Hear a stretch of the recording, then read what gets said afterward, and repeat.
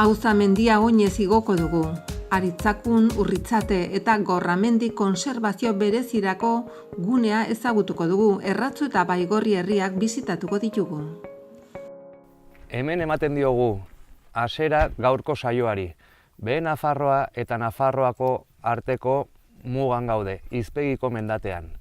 Gure gaurko helburua auza mendia izango da, gutxi gorabehera 10 kilometroko luzera duen ibilbidea eta 700 metroko desnibel positiboa duena.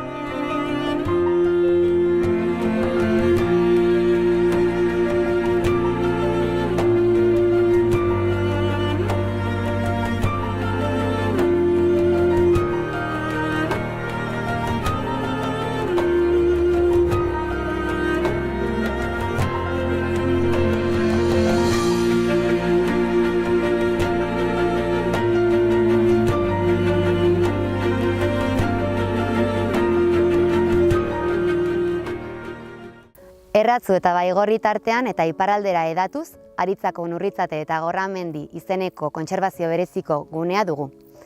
Kontserbazio bereziko gunea izateaz gain, hegaztientzako babesgune berezia izendatu da.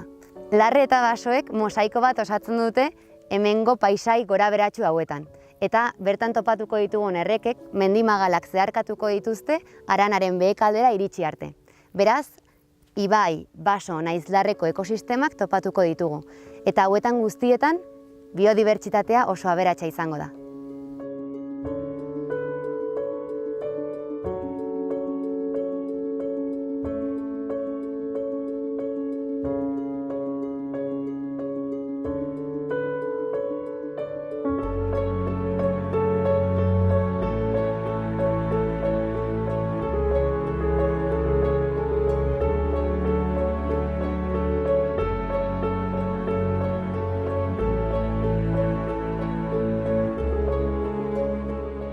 Bueno, kaixo, gaur Gorramendi ingurura etorri gara eta Juan Lamerinasekin elkartu gara, argazkilaria da, eta bere jakintza ezagutu saiatuko gara hemen inguruko zer paisai edo animali topatu ditzakegun jakiten. Kaixo, zer moduz? Hemen, goizaka, ongi. Bueno, argazkiak egite dituzu eta noiz hasi zinen afizionekin? Horai dela 35 urte hola, hasi zen. Denbora asko? Bai. Eta, pixket berandu, Bai.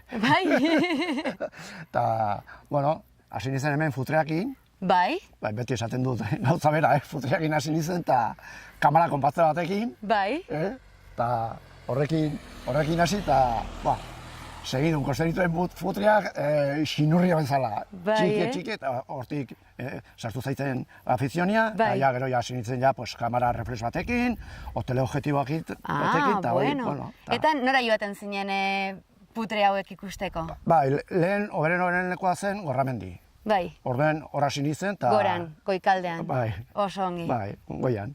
Putretaz gain ikusi duzu beste animaliren bat? Bai.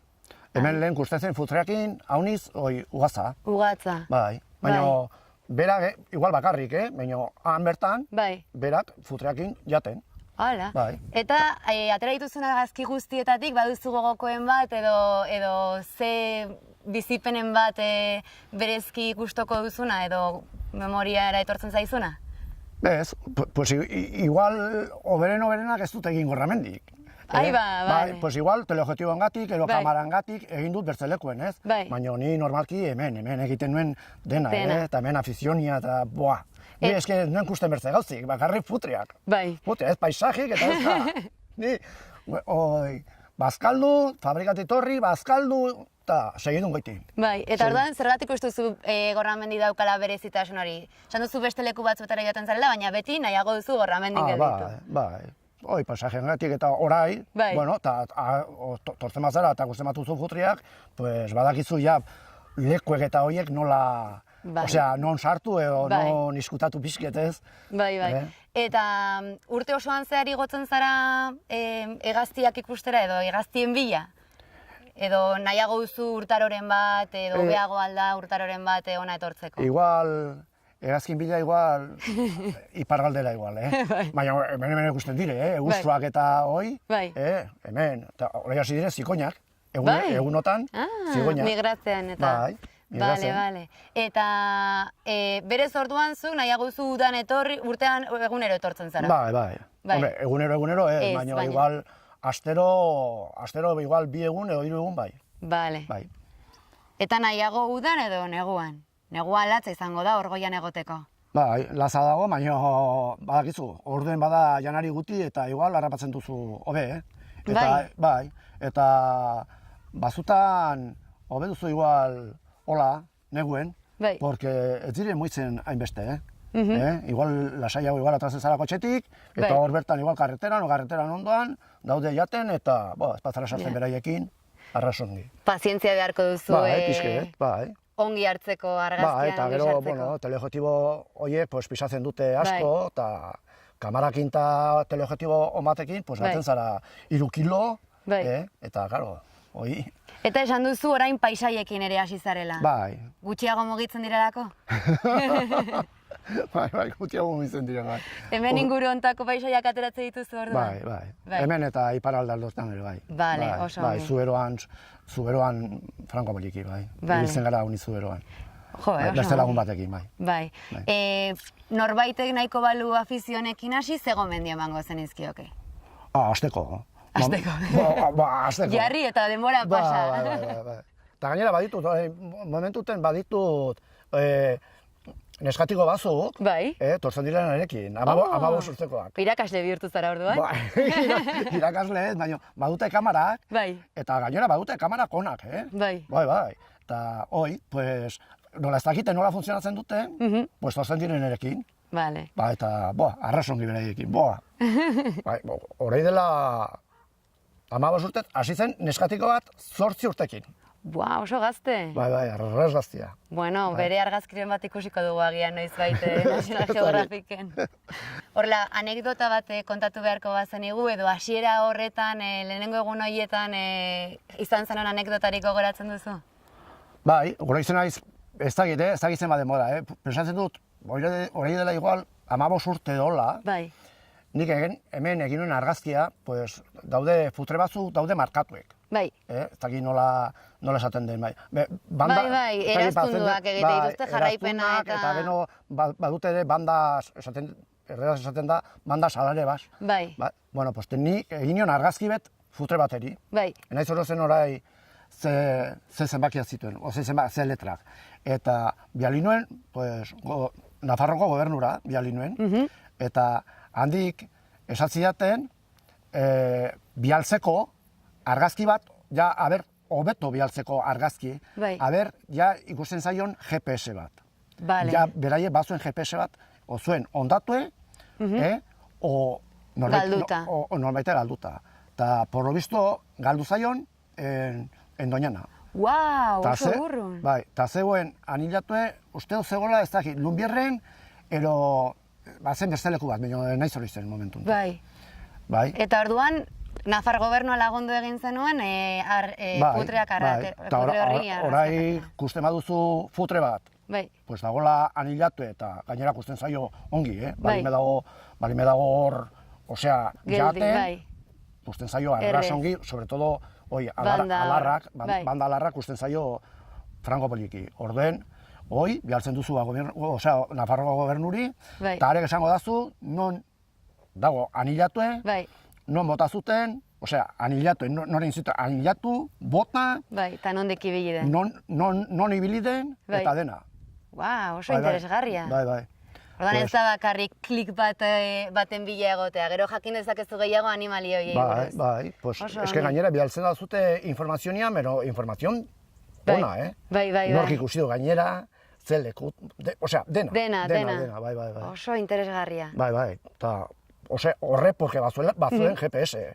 Momentu honetan, uste dut bazirela hemen, Nafarroan bazirela 10 GPS-ekin.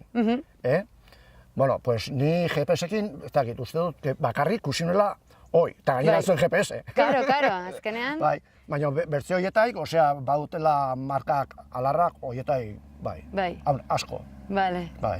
Baina esaten dut, porque hiendiak uste malimedu norbaitek, eta egiten badu argazkie, argazki egin gabe, zuk esaten aldiozu Nafarroko gobernua, pues, medio ambiente uste dut. Bai. Kusu duzula, futre hoi. Eta beraientzat ere seguraski lagungarria. Bai, aunque ez badago, osea, esaten aldut artxibo bat, Bai. Baina igual da. Oso ongi. Hoi beraia igual zaio, bai. Eta jarraituko duzu hemendik aurrera maiz etortzen orduan? Afizioa ez duzueten?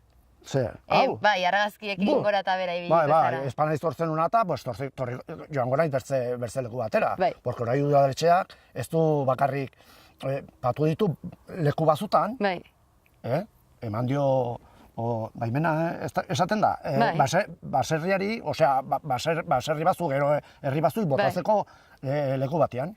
Jana botatzeko.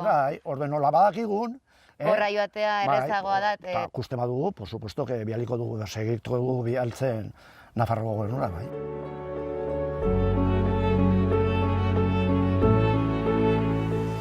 Gaurko saioan, Erratzu eta Baikorriko herriak ezagutuko ditugu.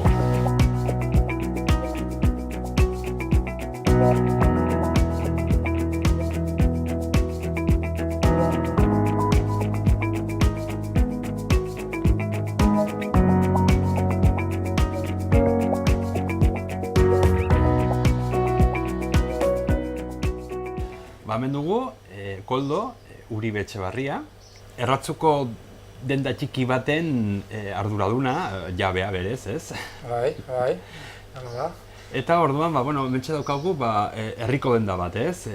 Azken finean, zer da, herriko denda bat, denetak saltzen dituzu hemen? Bai, pixka bat denetak dago, janari aldetik, eta fruta eta barazkiek, eta haragi pixket ere bada, eta esnekiek, eta gero prentsa eta ogia ere bai, eta denetik pixket, herritarran beharrak pixket asetzeko. Orduen, hau da, gari batean ultramarino esertzen zena, ez? Hoi da, ultramarino esertzen zen horietako bezala, bai. Berez, Erratzu, ez da herri txiki bat, baina ez da ere herri handi bat. Gainera ja, hemen badaude olako dendak ere bat baino gehiago. Bai, hombre, herri txikien barnean igual kokatuko nuke, baina ez hain txiki eta bere bizi ere badu, eta orduan, bada bere movimentua. Eta batzuk gertizun bezala, bertze dendatxo bat ere bada. Ostatuek badire bertze 3-4 ostatu, eta bertze dendatxo bat ere bada, bai. bai herrien. Orden oraindik ere erratzun bizirik dago, ez? Olako dendak, olako estatuak, tabernak eta herriko tabernak, herriko dendak. Bai, nik errango nuke baietz. Egoandik bizi sozial hori eta karrikan da badagoela eta nabari dela. Alde hortatik herri bizi bada erratzu, bai. Eta tamalez, bai Baztanen eta bai Pirineo osoan, gero eta gutxiago, ez? Olako dendak eta gero eta gutxiago ikusten dira.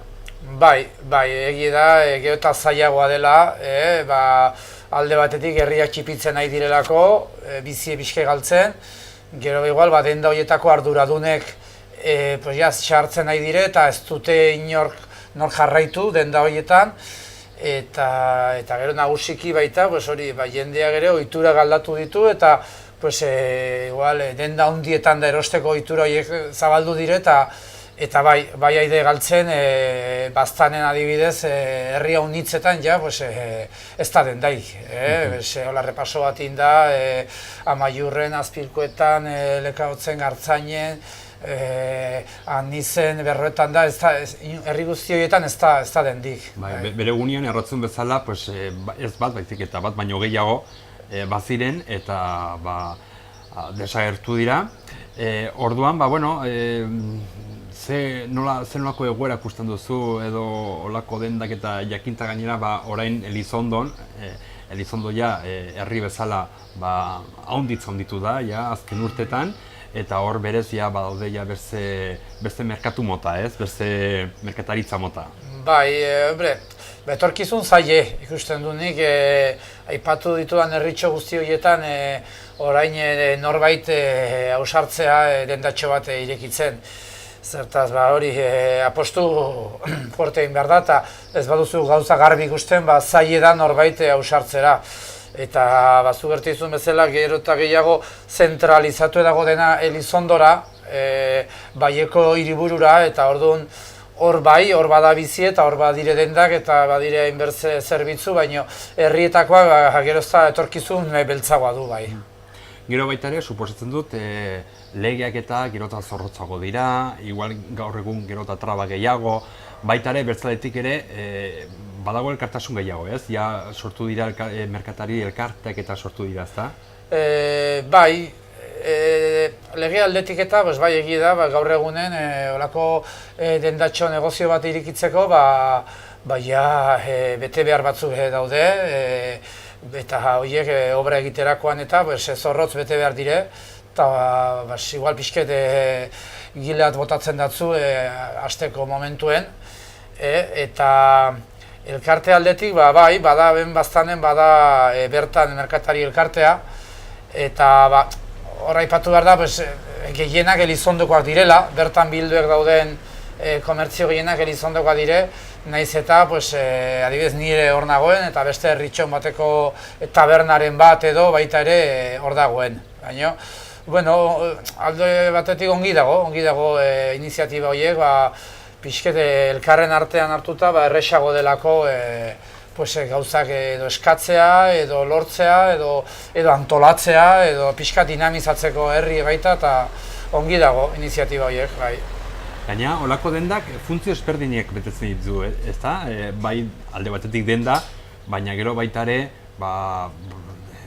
mota guztiko jendea etortzen da, ez bertakoa, baizik eta baita ere, jakinta erratzun ere turismoak badaukala bere garrantzia, segurazki deurat etorko dira baita turistak, turismo bulego moduan ere funtzionatuko du segurazki. Bai, iten aldo funtzioa, herritarren aldetik eta uzten datzute pakete hau eta gero ez dakin hor etorko den eta emango diozu mesedez, holako funtzio egiten du eta gero bazuk gertizun bezala hemen kanpoko jende desente moitzen da eta orduan tokatzen zaita unitzetan espliketzea landetxea non dagoen edo kanpinera non digaten den edo eta galdera nagusie, Sorroxingo ur jauzie non digaten den, da non aparkatzen alden, da gauz horiek tokatzen zaizkit egitera.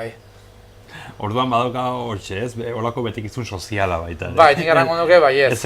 Ez ekonomiko bakarri, baizik eta baita ere soziala. Bai, tokatzen da, bai. Eta segurazkire hau bera pastiko da herriko denda guztietan. Bai, ostatuta dendetan ere, tokatuko zaie galdera hori erantzutea eta adibidez bain txokurritzen zait bertze bat, edo komun bat behar dutela momentu batean, eta izu baduzu komuna eta sartzen alnaiz, edo telefono dei bat egiteko, edo bai, tokatzen da batzutan olako gauzek. Edo medikuan nun dago, eta bakizu zenbakie, eta bai.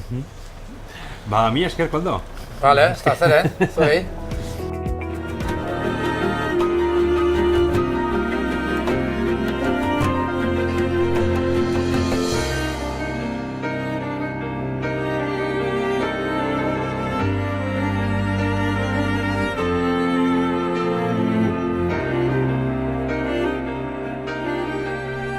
Bueno, ikusten duzuenez, Nekaizko lepoan gaude, GRT5 ibilbide luzea erabiliz, izpegitik Nekaizko lepora iritsi gara. Orain, Elortako lepora ganen gara, gero auza igotzeko. Jakin, GRT5 honen bitartez, kulunkabidea dela, GR10 eta 11 lotu daitezkeela. Bueno, bai GRT5, 11, 12 arrasongi markatua daude, orain dela 2 urte bolondres batzuk eginiko lanagatik, hoitako bolondres bat gure lagun Xabier Kastel zen, orain dela 2 urte hil zitzaigun, eta hemen bere omenezko seinalizazioa. Bueno, Xabier, badakizu, beti zurekin gaudela, gurekin egongo zarela, eta oraintxe auza mendian ikusiko gara elkar.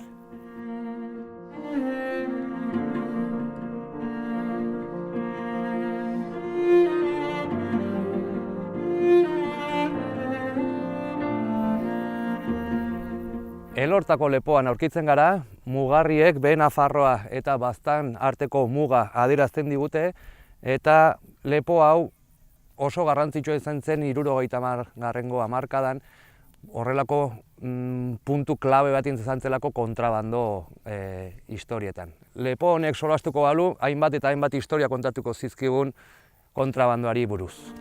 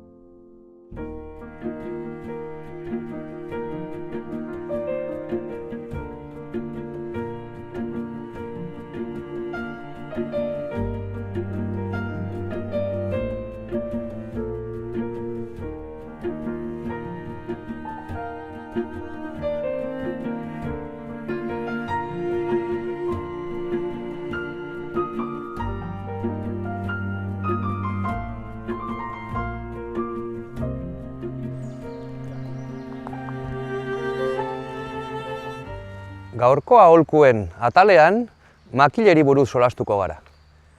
Jende haunitzek galdetzen du ea gomendagarriak diren ala ez. Nere aholkua baietz, biek erabiltzea. Bat ordez, biek erabiltzea. Zer gaitikan? Bueno, hasteko oreka mantentzen laguntzen digute. Mendian gora goazenean lagungarriak dira. Eta are gehiago jaisten garenean. Makilen luzera nola gure luzerari moldatu azalduko dizuet. Beti ere lauean ibili bagara, saiatu bargarena gure ukalondoak 80 graduko angelua egitea.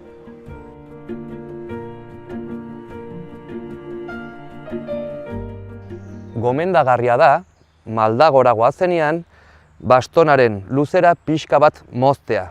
Hala, pixka bat beragotik hartzea.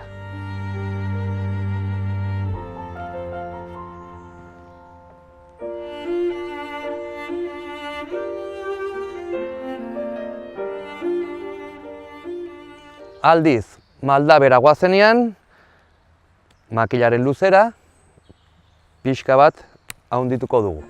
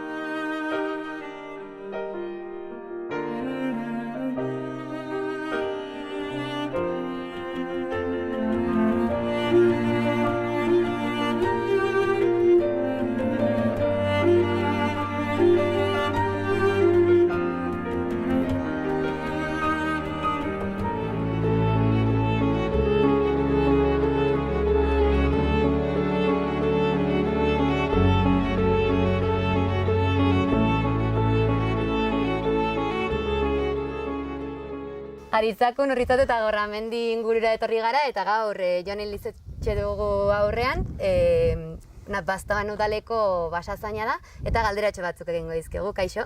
Egunon. Zer moduz? Ongitazu. Ze ingurutan gaude, badakigu hau Natura 2000 sareko gune batetan gaudela, baina gune hontan badakigu ere badauzkagula bi natura erreserba. Kondokatuko dizkiguzu pixkat hemen panoramika eder hontan? Bueno, pixke bat ikusleak kokatzeko hemen gaude Otsondoko lepotik Gorramendira doan errepidean bazterrean gaude, eta justu gaude zuk aipatu duzun zek horren mugan. Hemendik aitzinera dago zuk aipatu duzun Aritzakun, Urritzate eta Gorramendiko zeka. Eta, hor ezkerreko aldean dugu antena ageri den leku hartan Gorramendi mendie, eta hor gibeleko aldean zegoen lehengo Amerikanoen base militarra famate. Eta han gibeleko aldean ageri den triangulo moduko mendi ure da Irubela kasko, erreserba naturaletako bat, aipatzen zinuena. Eta han ageri den bertze basterure berriz da itxusiko erreserba naturala. Oso ongi. Pixkeko katzeko, bai. Batut naturaldetik hemen aniztasuna handia topatuko dugula, baita landare eta bai animalien artean ere. Zein izango litzateke agian gehien dagoen edo bereizgarritasun hoietako bat? Badakigu larreek daukatela azalera gehien inguru hontan, ze erabilera egiten zaie larre hoiei? Bai, gaur egun Baztango eremua erraten aldugu erdie oiana dela eta bertze erdie larrea dela. Bai. Goiti-beiti hortan dago. Hortaz, oianai dagokion eremuan, hemen bagua da nausi, uste dut 7-8 mila hektare inguru bago daudela. Hortaz, bagodie diren nausi, batez ere herrietai goiti edo altura batetik goiti. Bai, ezeagoak ez da, diren guneetan. Bai, eta normalian 500-600 metrotai goiti dauden lekuetan. Hemen ikusten dugu nexetaraino laiagatzen da, hor behitire sartzen da puxket, baina normalian 500-600 metrotai goiti daukegu. Eta gero ja, badauzkegune dire bertako ariztie, lizerrak, gereziek, badauzkegu ere bai 1.500 hektare inguru landatu diren espeziak pinuak, alertziak batez ere produziorako. Eta gero bertze landare mota batzuk izan dizkenak sahatsak, altzak, elorriek, eta dozenaka espezie daudenak forestalki. Eta bertze gainerako erdie, Baztango eremuaren erdie, larreak dire. Eta larretan, badaukagu larre gehiena erekie da, Baztango azalaren 180 komunala da, herrilurra da, eta orden haziendak bertan ibiltzen aldire libre, Baztandarra haziendak, eta gero larren baitan badaude eremu desberdinak eta dire bazkaleku komunalak, direla Erdiz, Lizartzu eta Belate. Galderatxo bat, zer dira bazkaleku hauek? Bazkaleku komunala dire, hazienda modu kontrolatu batean sartzen diren eremuak. komunalak dire, baina etxiek daude, eta haziendak beraien garaia dauzkete hor sartu eta tratzeko, eta normalen haziendaren jarraipen egiten da, mantenimendu betere egiten da bazkalekoiena, eta nekazariek hainbertzeko bat ordaintzen dute hor hazienda sartzeagatik. Eta holako 3 dauzkegu baztanen. Eta larre hauen erabilera urte osoan zehar, batzut aldiak egongo direla, non animaliak barruan edukiko dituzten, kanpoaldean, gutxi gora bera, ze garaietan egoten dira kanpoan? Bai, belate eta erdizen dauden bazkalekoetan, orai udan ekainan batetik irailan 20 egoten dire behiak bakarrik. Ados. Eta gero, irailan 21-etik martxoan 15 arte, behiak, osea, behorrak eta ardiek. Eta gero, martxoan 15-etik aitzinera, denbora bateko deskansu izeten da. Eta hemen berriz, Lizartzun, hemen dagoela, hemen maiatzan 2. hortzilerian, urteroko maiatzan 2. hortzilerian sartzen dire, behiak, behorrak eta ardiek, eta egoten dire, ondoko urteko martxoan 15 arte. Oso ongi. Bale. Esan dugu, aipatu duzu, aritzak ere topatzen ditugula inguru honetan. Hauek normalean pagoak baino altuera handiagoko zonaldetan agertzen dira edo baiara aldean? Bai, normalean batez ere hemengo aritze, roburra aritze, normalean bailaran azpiko aldean dago. Hemen gertatu zena zen, bere denborean, gaur egun nekazaritzarako erabiltzen den lurroietan, lehenago ariztia honi zauzin, eta gaur egun baztanen ez dago hainbertzeko ariztik.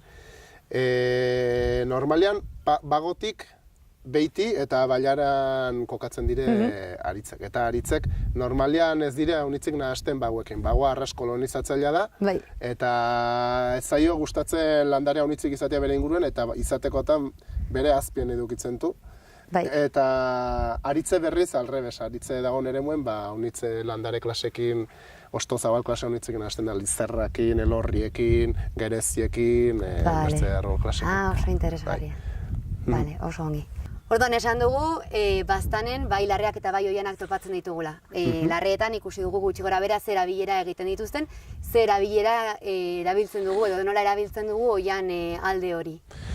Bai, azkeneko urtetan errandatzuten bezala, baztango oianak azaleran erdie suposatzen dute, eta azkeneko urtetan geroz eta pisua handiogo du oianak baztanen, ez?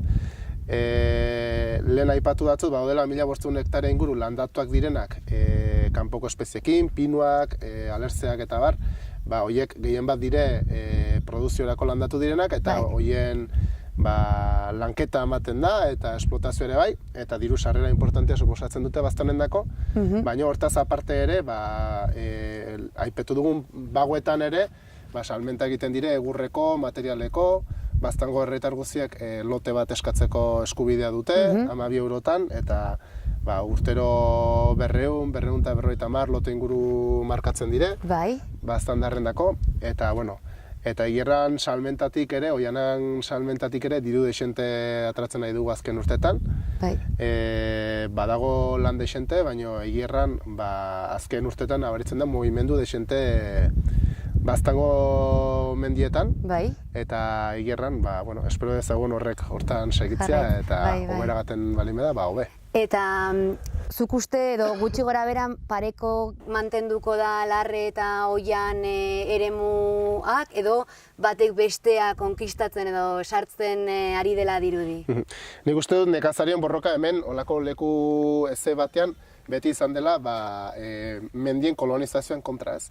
Eta denbora batez nekazaritza pisu handia izan du baztanen, eta hortaz oian eremua unitzez ere txikiagoko izan da. Baina azken urtetan zoritxarrez geroz eta nekazari gutiago dire. Oiniken ere baztan batean nekazaritzak badu bere pisue, hazienda uniz dago, baina geroz eta hazienda gutiago dagonez eta nekazari gutiago oianak geroz eta gehiago jaten nahi du larrea.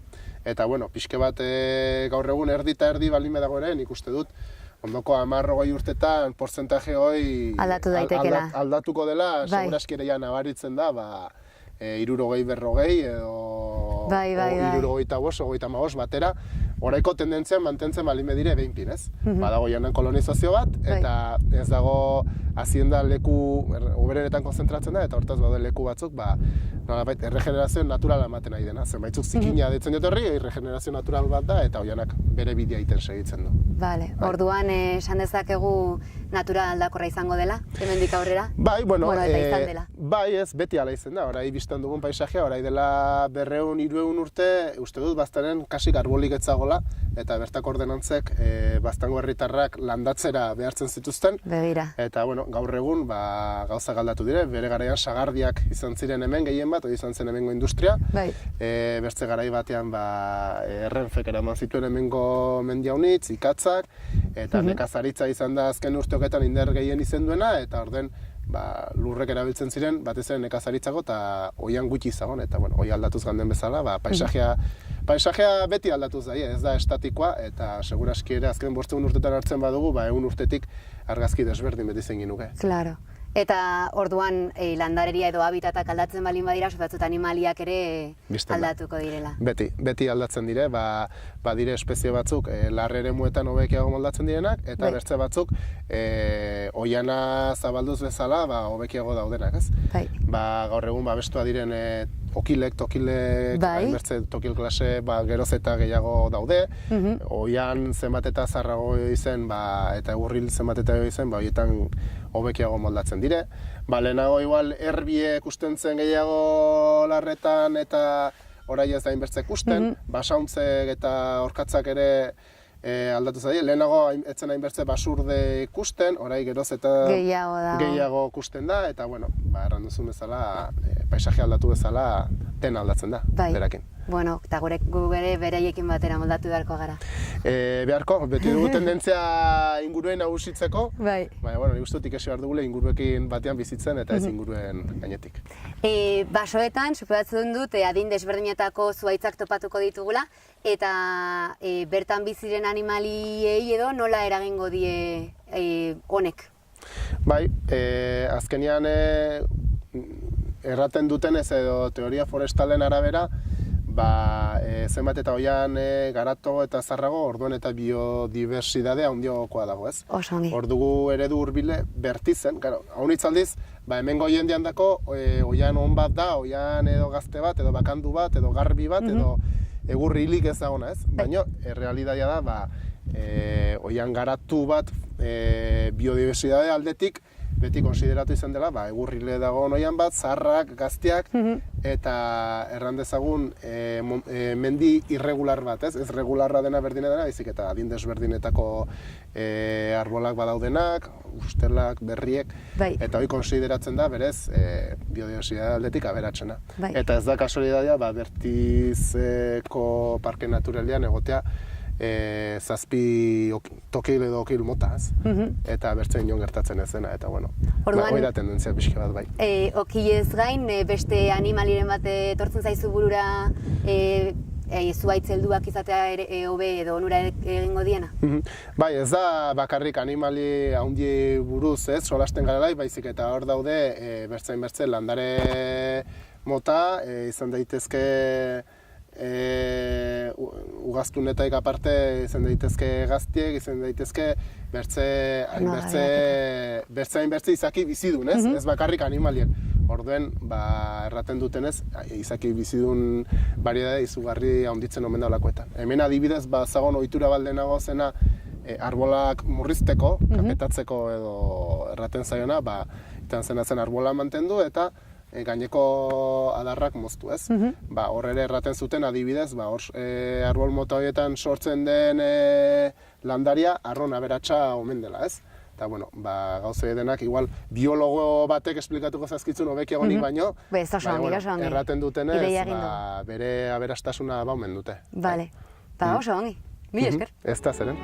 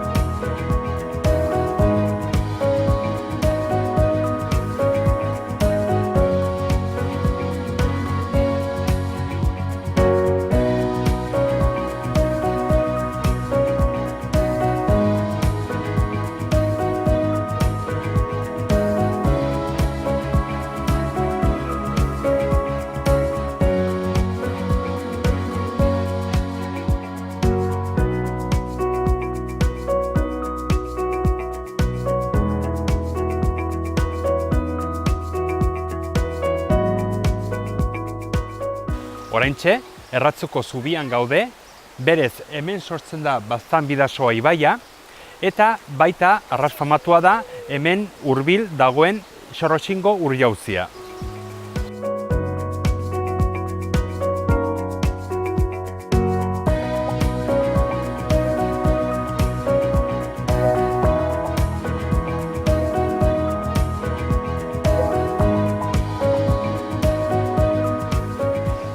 Bai Erratzun, Elizondon eta noski baita Baigorriko Baiaran ere, famatu izan ziren 1913an egon ziren uholdeak. Berez, zubi hau suntsitu zuen eta baita ia elizerdia ere.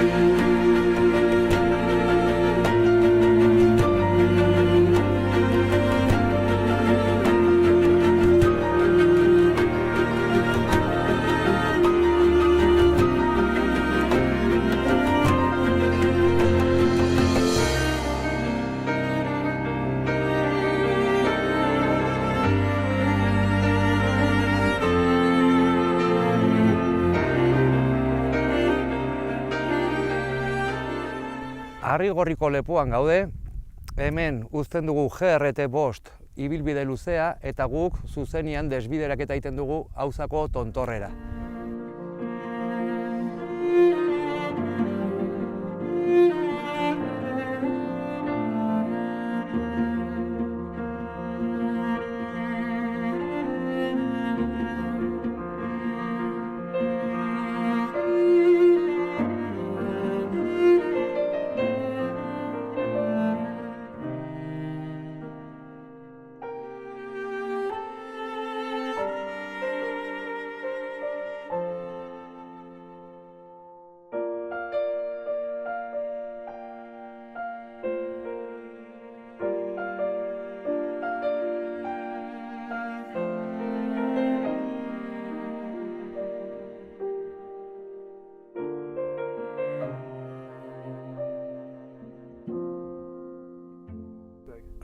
Auza mendiak ikuspegi zoragarriak ematen dizkigu.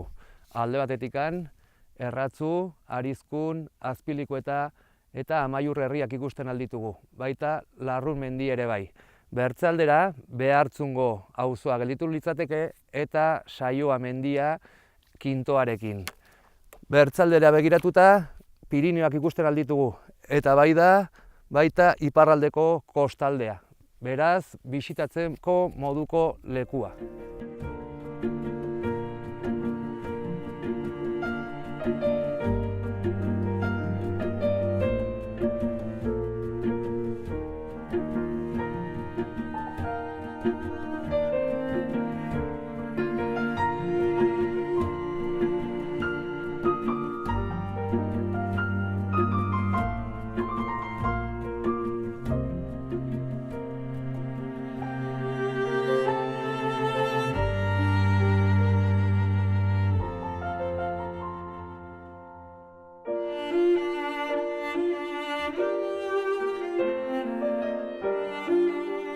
Auza tontorrean gaude, 1307 metroko garaiera duen Baztango 3. mendi garaienean.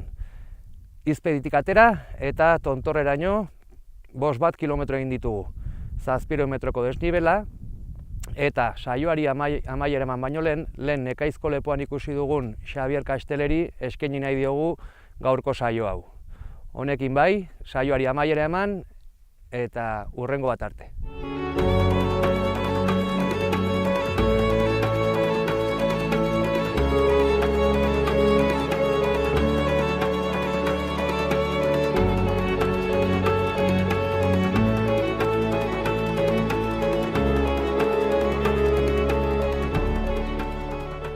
Hegazti babesgune berezia izanik hegazti mota desberdinak topatuko ditugu, baina haitzetan abiak egiten dituzten horiek dira hemen garrantzitsuenak.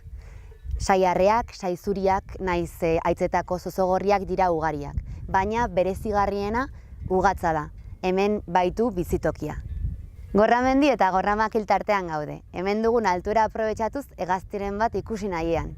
Beraz, hemen geldituko gara, hurrengora arte.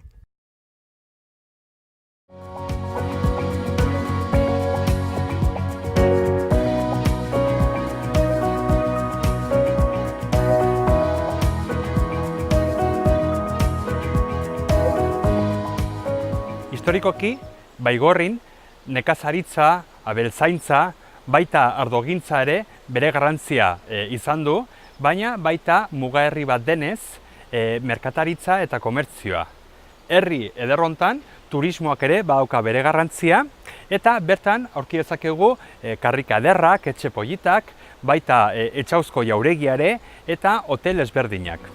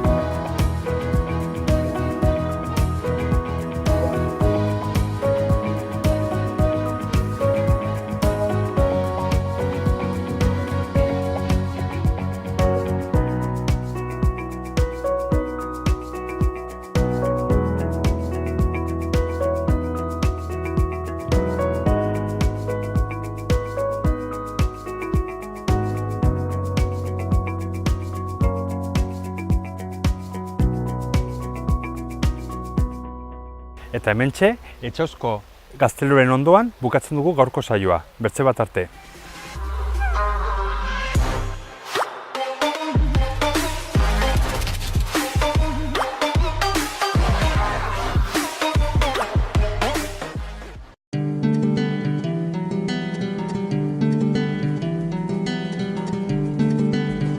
Saio hau Nafarroako gobernuak diruz lagundu du.